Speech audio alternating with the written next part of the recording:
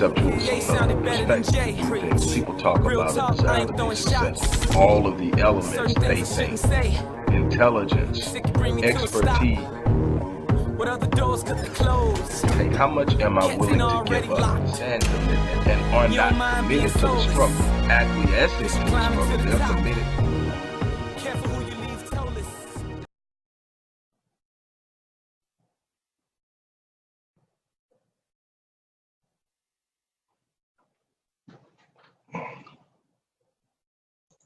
Hello, everybody. Dr. Rick Wallace here, dropping in on you this morning. I hope that everybody's getting their day out to a good start. I hope that you are in the right frame of mind.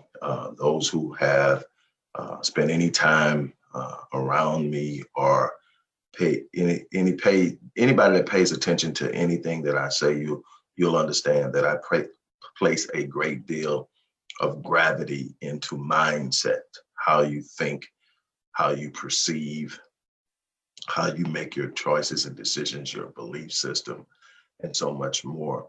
And so how you start your day up here is going to have a massive impact of how everything else goes. Today is Thursday and it's business mindset. I was having a discussion with someone a couple of weeks ago, and it was concerning how technology, which can be so influential and powerful in the attainment of goals and the achievement of different accomplishments and all of that, how it's also one of the greatest threats that we have right now. And I sit up and I thought about it for a while, and I made a statement somewhat along the lines of, man, what if we could get this generation, millennials, what if we could get millennials to take the work ethic of our grandparents and merge it with the technology that they are so adept to using? And in that first statement, which was in itself powerful, came a second epiphany. And the second epiphany was, here lies the problem. I grew up, I was reared by my great-grandparents. I was literally reared by my mom's parents. My grandmother's parents reared me. And it flows off the tongue easy, but to understand the dynamic of that big generational gap and how they view things and how I view things. First of all, it gives me an understanding of some of the challenges I have with my own kids in communication and understanding and how they view me. They view me as ancient. I remember even as a young child in my teens, thinking how old 30 was, how old and out of touch 30 was. And having hit 30, 40, and 50, realizing I'm still learning and I don't have it all, and that, there's so much more to get. It's obviously different, but I understand it because I look at it and I see how I felt with my grandparents, and we're talking great grandparents. But the one thing I saw was both parents were up before the sun came up. I still have that work ethic. You're not going to get me in the bed. There's an ongoing joke that sleeping in for me is 7 o'clock, and it is. I'm not going to be in the bed after 7. My body won't let me. Now I may get tired later on in the morning and take a quick nap. My body forces me to do that sometime at this age. I'm probably going to be doing some changes to the diet to help with that. But here's the thing. They were up 4:30 in the morning, 5 o'clock in the morning, moving around. Even after my grandfather retired in 1972, when I was 5 years old, he started an entire new life. He started a landscaping business, and he was up every morning. And even when he chilled on that in his 70s, he still was up every morning. And the rule in the house was you could not be in the bed after 7 o'clock, no matter what. Now, what you could do is you could get up, go eat breakfast with the family, do your chores. After everything that needs to be done is done, if you're still sleepy and tired because you had a long day the day before, you can go back and lay down. But you couldn't sleep in. You're going to get up, you're going to get the things you need to get taken care of, and then if you need to take a break or take some rest, you go back and rest. But we're not going to sleep in this house. And that was the rule. And it wasn't even a problem for me because I grew up in it. But I look at the work ethic and they got things done. And so they passed that on to me. You get up, you get the work done. And then, you know, I look at the technology they have now. You know, there's nothing that you can't know. There's nothing that you can't learn. There's nothing that you can't find. Now, obviously, because anybody can post anything on the internet, you got to cipher through and filter through so much stuff that may not be meaningful or maybe not even be true to find the truth. But there's a process for that you can learn and you can teach yourself. It doesn't need a degree to do it. You don't need to go to some fancy school to learn it. It's just process. And there are people that'll teach you the process. There's lists of how the process works online. So everything you need is within your fingertips. Here's what's happened though. You would think that people coming from a work ethic like that, you got to understand that we come from, even in the most darkest time, the most powerful work ethic.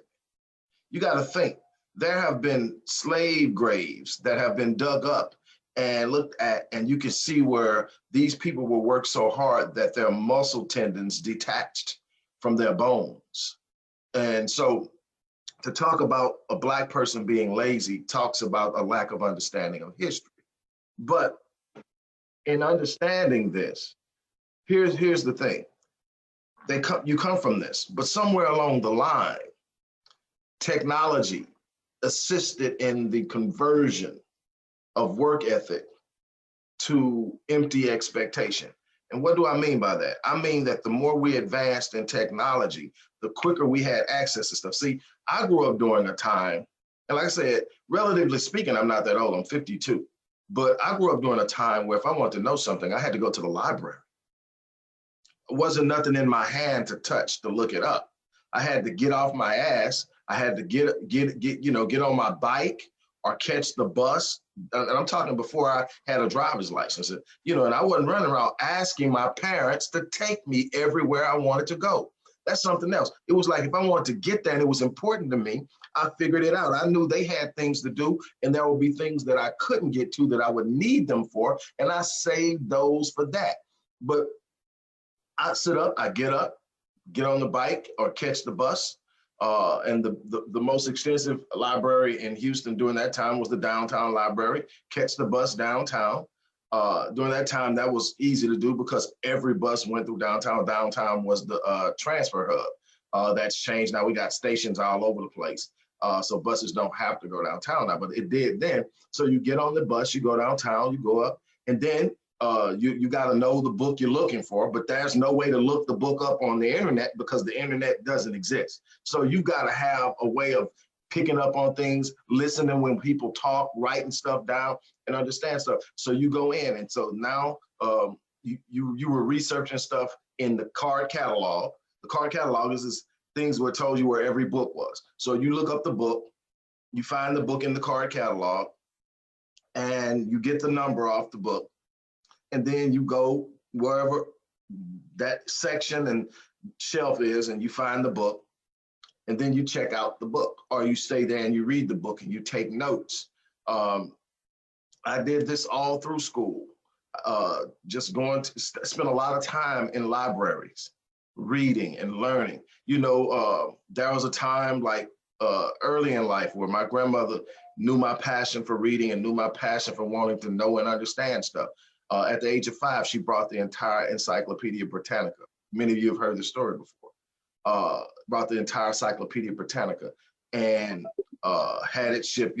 That's when door-to-door salesmen were like a dime a dozen. Every time you look at somebody, it's not going to do it to sell you something. They were selling milk. They were delivering linens and towels. They were selling vacuum cleaners. They were selling encyclopedias. And it's just, well, every now and then somebody's knocking on the door to sell you something. Well, she knew my passion, and she stood up and she reached inside of her bosom where she kept her stash, and she paid in cash. But that's it. I remember when it arrived, my grandfather got down and put the little stand that came with it together and shelved all those books. From the age of 5 to the age of 10, I read them all. Every last one of them.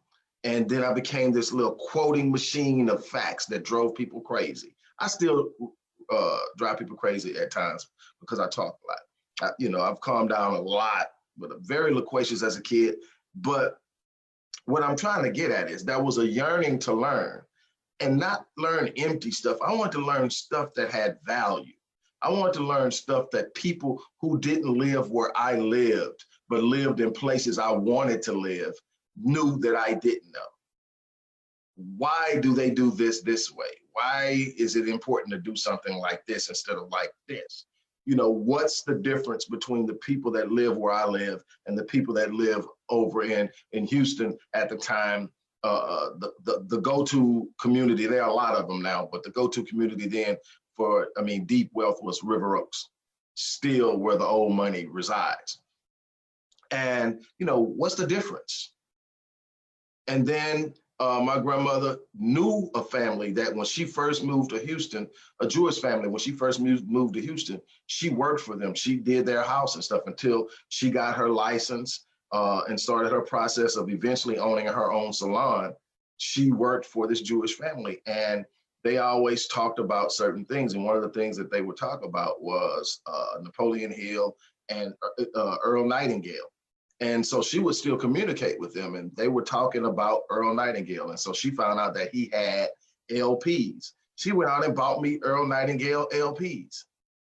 So I'm sitting up, everybody else is listening. I had about an hour of the Jackson 5 and whatever else was going on back then. And I play that, and then on the LP, and here's, Earl Nightingale talking about power, possibility, success, and all this other stuff, giving a heavy dose of Think and Grow Rich.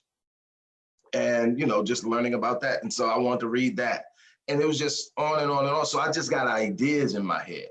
And I've spent my life moving after and reaching for and fighting for those ideas. And here's the thing, none of them came instantaneously. None of the things that I've been able to accomplish that have any intrinsic or significant value came just because I said I wanted it, just because I looked at it and said, okay, this is who I am, this is what I'm gonna do. It took sometimes years to pull something in. And the thing is, it took work ethic. It took a willingness to push through things. I see kids nowadays, everything's at a drop of a dime. Nothing has to be worked for as far as getting something. You ask a question, they're not going to think. They're not going to search their mind. They're going to immediately pick up that phone. And I'm not saying there's nothing wrong with knowing, but what are you searching for? But here's the problem with it, because everything they want to know is so instantaneously attainable.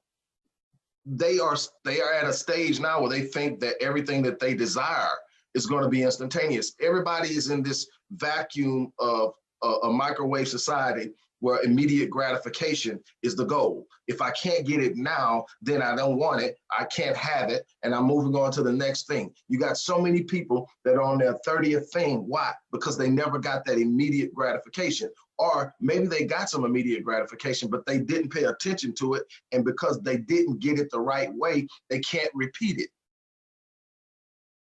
They looked up on it, and now they can't repeat it because it didn't come through principle. It didn't come through a set of standards. It didn't come through consistent work ethic. It didn't come through a commitment to see it all the way through.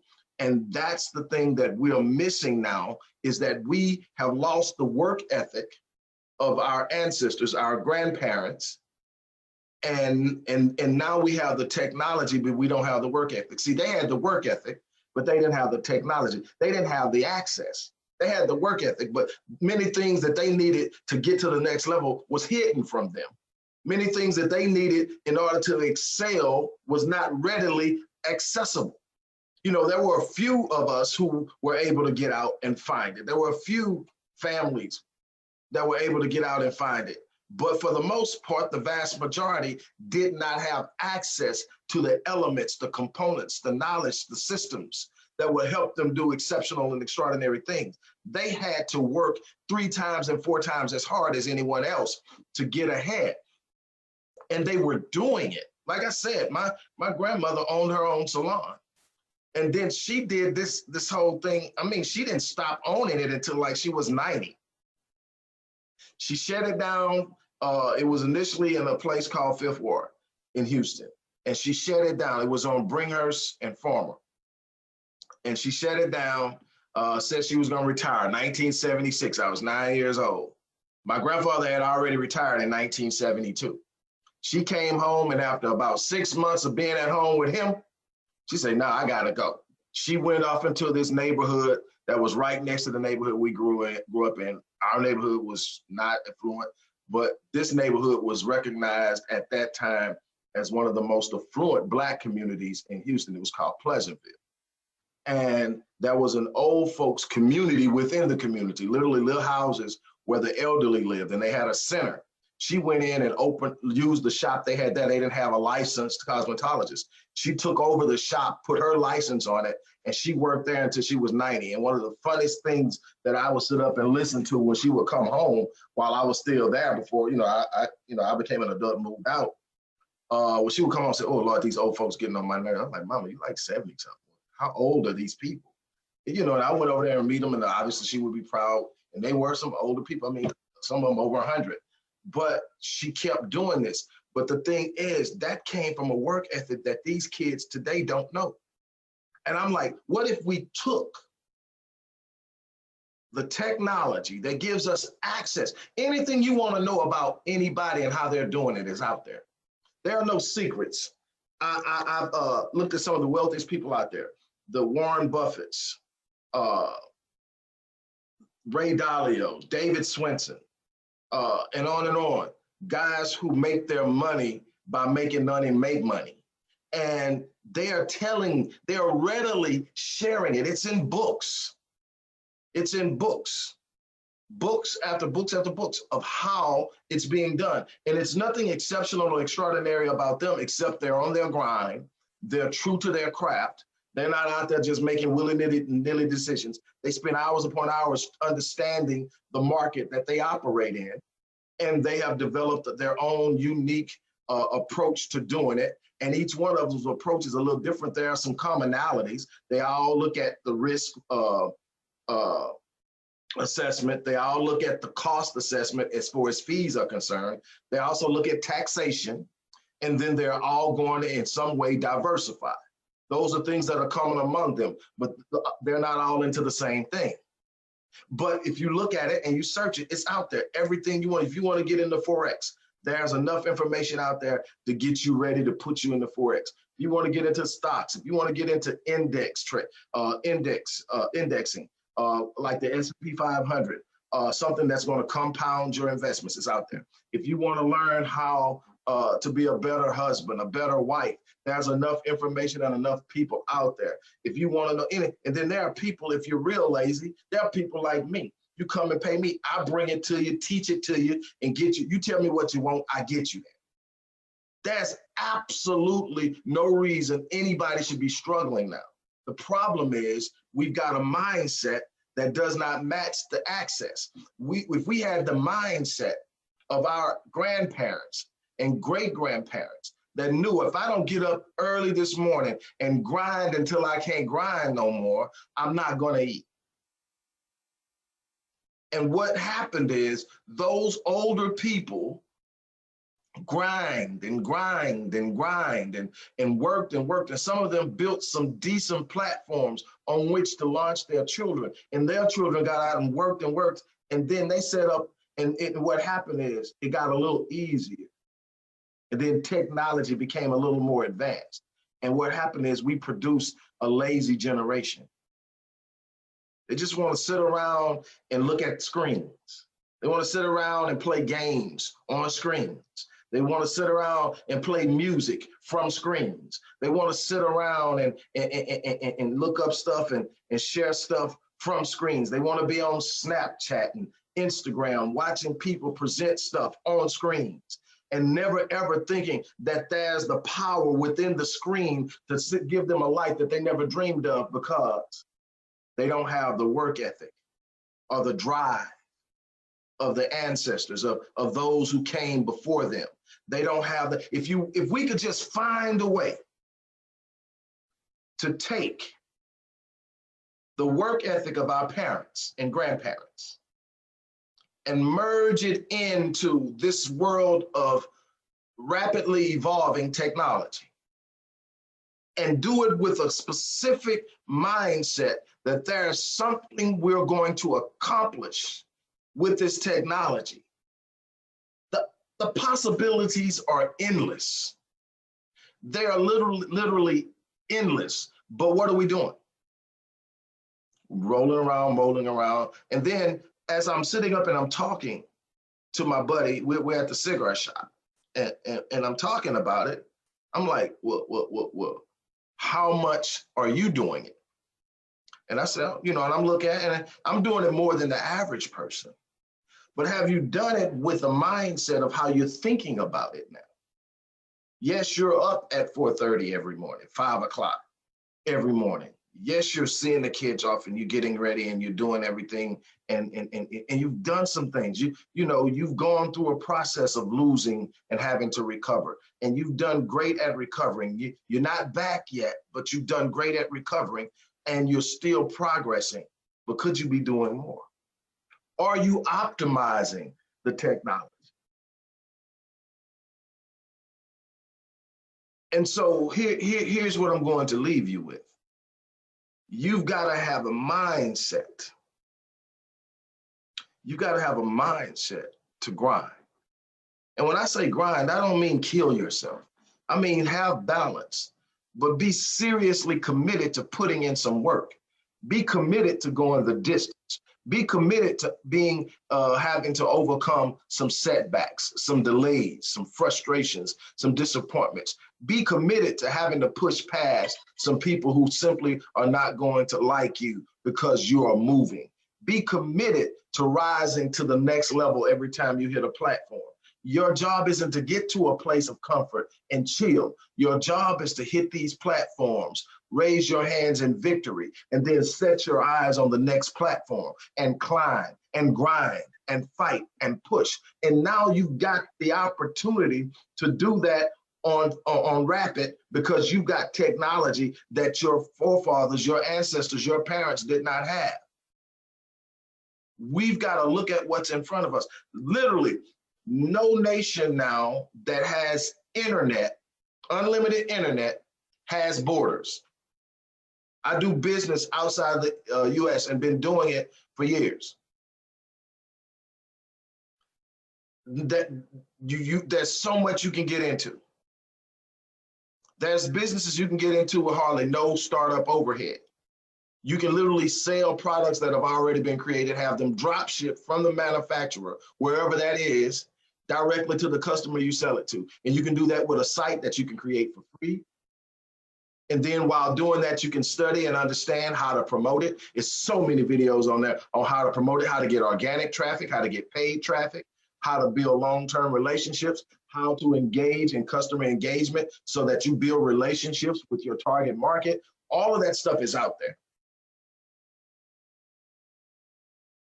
I'll give you a prime example. Anybody that's been on the internet for the last 10 years, let's just talk about the last 10 years.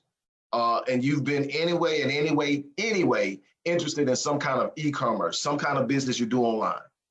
And even now, brick and mortar stores have learned that in order to survive, you have to have an online presence. Even if people walk into your store to get what you offer, you still need to have an online presence. Why? Because 85% of people, when getting ready to make a first purchase of any type, are going to go online to research the best place to get it and the best product.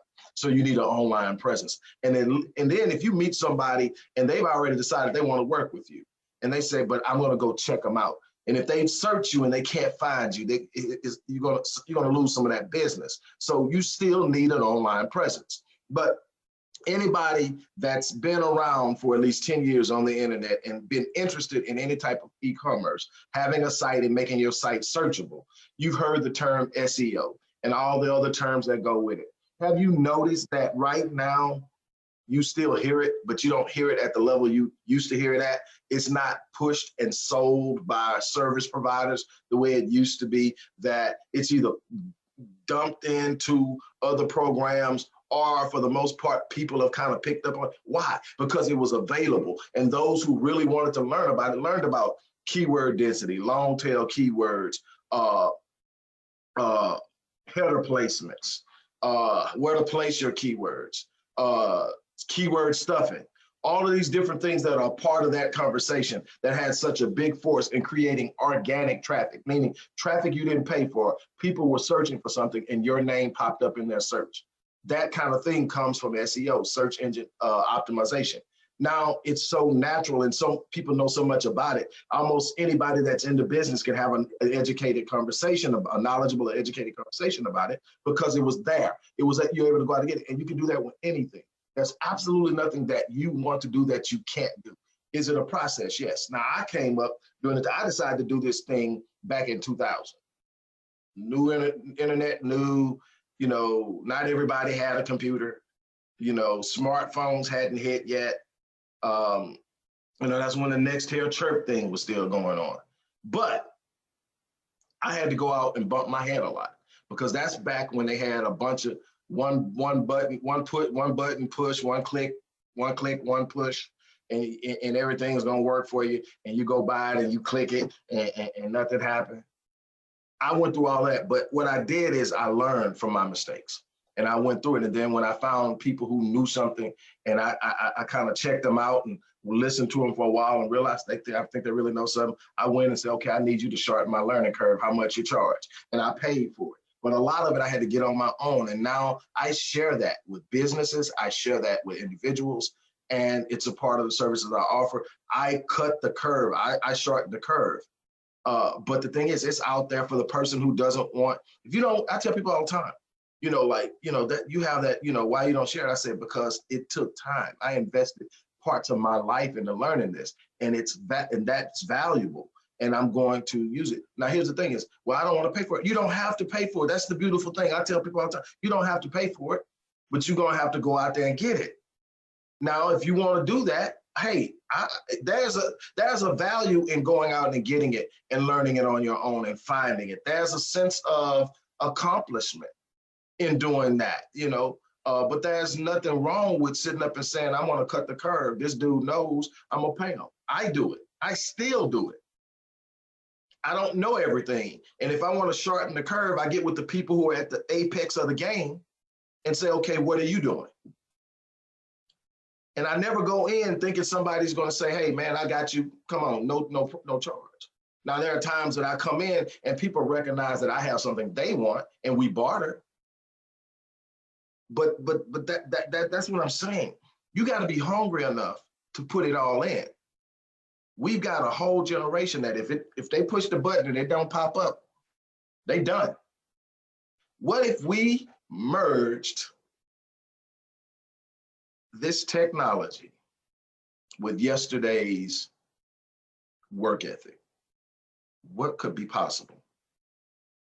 You got a library on your phone. You have the encyclopedia in totality on your phone.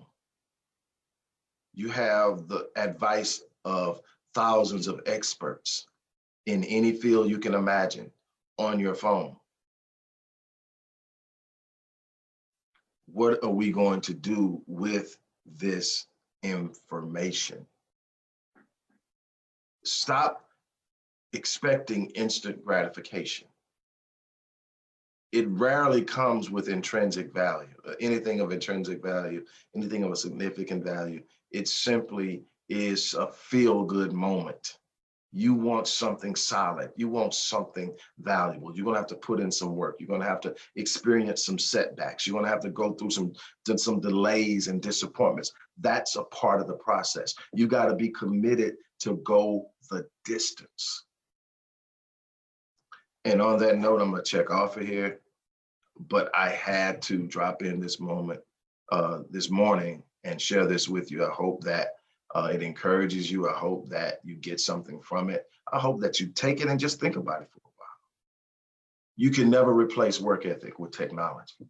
But what you can do is you can take the work ethic and use the technology to put your efforts on steroids. On that note, as I always say, I'm going to live my life on full so that when I die on E. I'm challenging you to do the same thing. And on that note, I'm out of here. You guys have an unbelievable remainder of your day.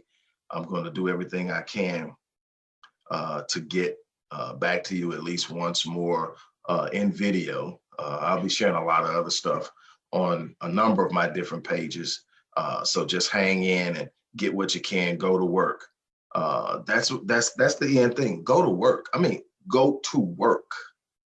Get up and put in work. On that note, I'm out of here.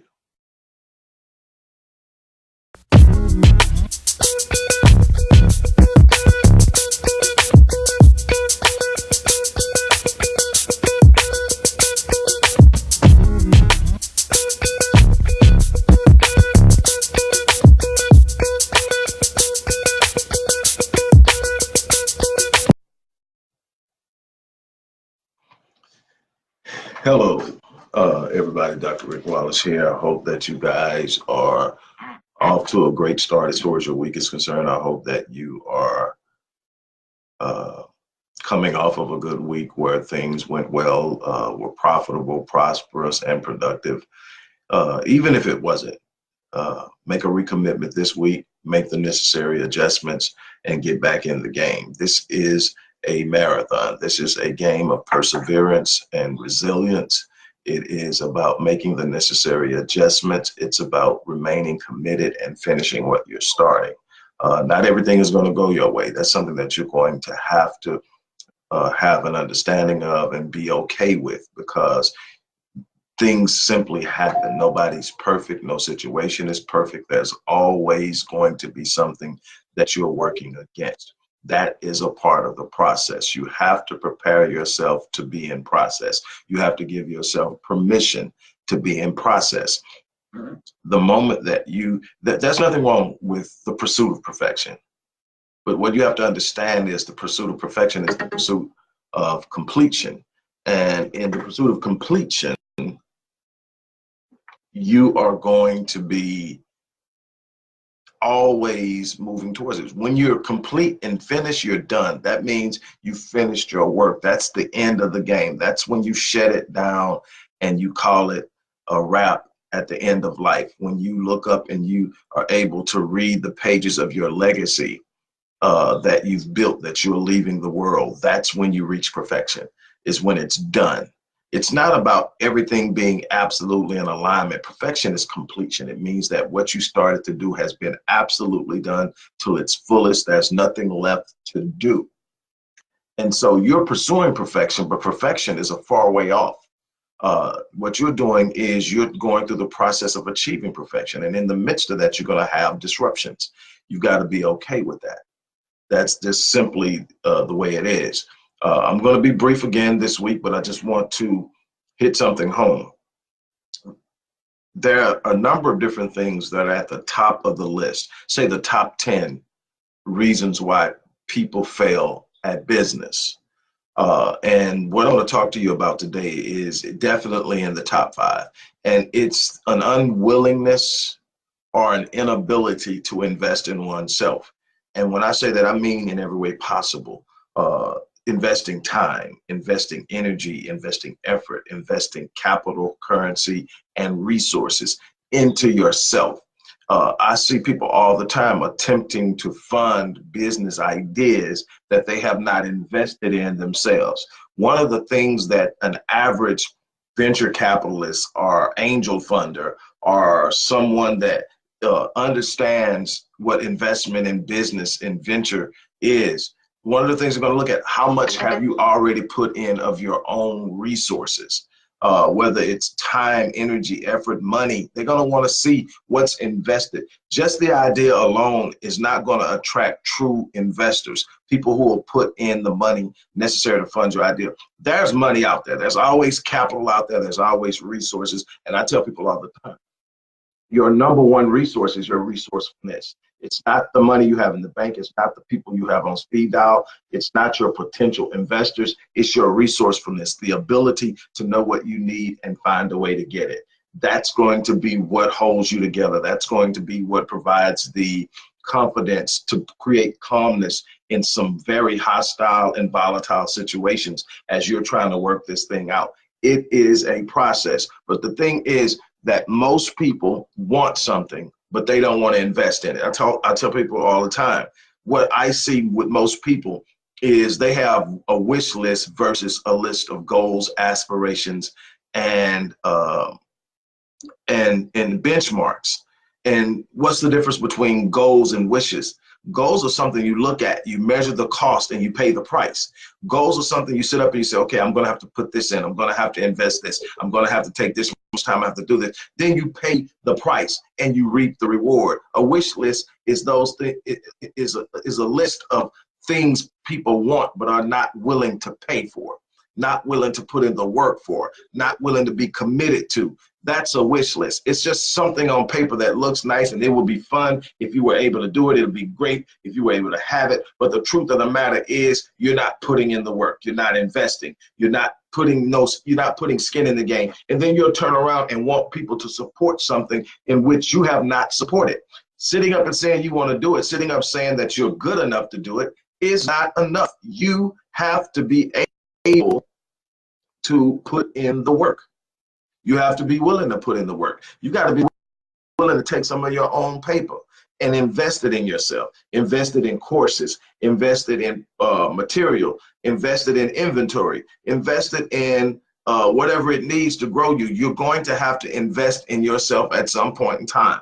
You're going to have to become better than you are, because you have people out there that are competing for the same market, and you have to have an understanding of how you're going to establish and distinguish yourself in the market. You can't go into a market and think just because you're offering something that people will automatically gravitate to it. So you got to know how to brand. You're going to have to invest in your branding, in your marketing campaign. You're going to have an ad spend. I don't care what it is you're doing. Organic business is great. It's a good supplement, but primarily you got to have a tried and proven method of driving business to you. And then you got to have a tried and proven method of retaining the business, because that's business longevity, not conversion, but retention. And you have to understand that conversion is turning someone that's not a customer into a customer. Businesses live off of retention, taking customers you have converted and retaining them through developing relationships with them that create what we call trust. And that's where you get your customer loyalty from. It's in the process of knowing how to do all of these things, but that doesn't come free. That has a cost to it.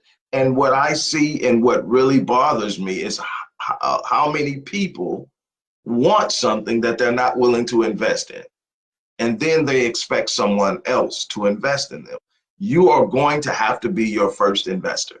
You're going to have to find, I don't care if you don't have a dime in your pocket, you've got to find a way to put some skin in the game. You got to find a way to be invested. You got to show somebody the effort you've put into being what you say you're going to be if they back you. That may be 10,000 hours of research and analytical processing that says, I've literally put 10,000 hours into understanding this. I know the market inside and out. Here's my plan. This is how it will work. This is how it compares to this. I've done this work. I've put it in. And then if you've got money, you can't hold money and expect to get money. You're going to have to put some money out there, invest in some things that will bring back a reward. You've got to understand that principle. You are going to have to be willing to put money in the game, put energy in the game, put effort in the game to a point where you literally develop momentum spiritually. I know we're talking business, but you've got to develop a momentum spiritually that the universe is hearing you, that the universe is responding to you, that the universe is answering your demands. And life and the universe and whatever else you want to say will pay whatever price you demand, but it's going to have a counter demand. If you say you want this business, the universe is going to demand that you sacrifice some time. If you say you want this business, the universe is going to demand that you take some money that you might want to spend on a vacation or something else and invest it in this business idea. The universe is going to demand that you prove that you're consistently, entirely committed to having it. And then the universe is going to say, now I'll meet you halfway. I will conspire with you to produce this thing you want. It has to be done in that way. I cannot stress this enough. With that being said, I'm going to check out of here. Got so much more to do, but I had to stop by this morning and give you this. Take it at face value, take it for what it is. But I'm telling you, if you don't invest in you, you can't expect anybody else to. And there is just this dynamic that is created when you put blood, sweat, tears, and money into something you believe in. You really truly own it, and it becomes a part of who you are, and it becomes a dynamic force that moves you forward. You know, it's just a wish until you put some skin in the game. With that being said, I'm going to get out of here. You guys have an unbelievable day. As I always say, live your life on full so that you die on E. Have a great day.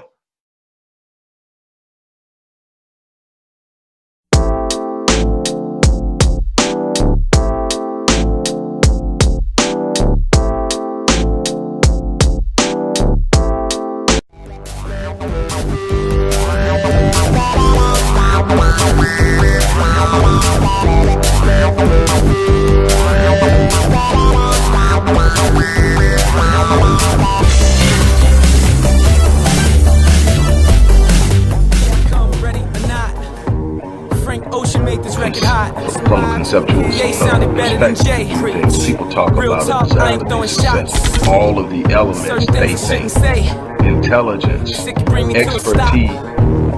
What other doors could they close? Hey, how much am I willing to give up and commitment, and are not committed to the struggle, acquiescing to the struggle, they're committed.